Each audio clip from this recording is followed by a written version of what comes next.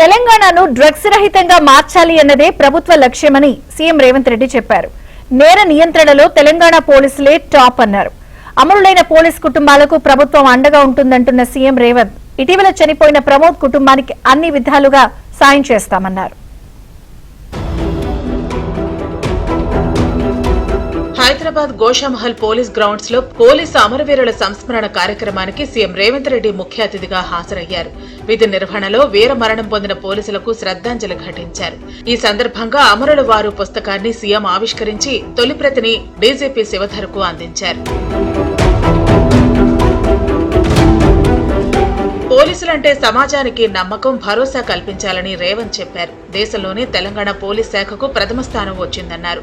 Drugs దందా వెనక ఎంతటి వారున్నా వదిలిపెట్టద్దు అనే ఆదేశాలను జారీ చేశామని సీఎం తెలిపారు. తీవ్రవాదం, ఉగ్రవాదం, సంఘ విద్రోహ కార్యకలాపాలు, మతతత్వ ఆందోళనలు, వైట్ కాలర్ నేరాలు, మాదక ద్రవ్యాలు, సైబర్ నేరాలు, కల్తీ ఆహారాలు, గుట్కాలు, మట్కాలు, ఇతర అసాంఘిక కార్యకలాపాలు రాష్ట్రంలో పెరగనివ్వకుండా అహర్నిశలు శ్రమిస్తూ తెలంగాణ పోలీసులు దేశానికే ఆదర్శంగా నిలిచారు.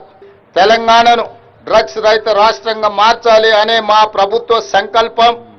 ఇందుకోసం పోలీస్ శాఖకు పూర్తి స్వేచ్ఛతో పాటు విస్తృత అధికారాలను ఇవ్వడం జరిగింది. డ్రగ్స్ దందా వెనుక ఎంతటి వారు ఉన్నా వదిలిపెట్టవద్దనే ఆదేశాలను అధికారులకు జారీ చేశాం. ఒకవైపు నెత్తురు చిందుతున్న మన రక్షణ కోసం ప్రాణాలు అర్పించిన వీరులు ఎందరో ఉన్నారని సీఎం గుర్తు చేశారు. ఇటీవల చనిపోయిన ప్రమోద్ కుటుంబానికి అన్ని విధాలుగా సాయం చేస్తామన్నారు.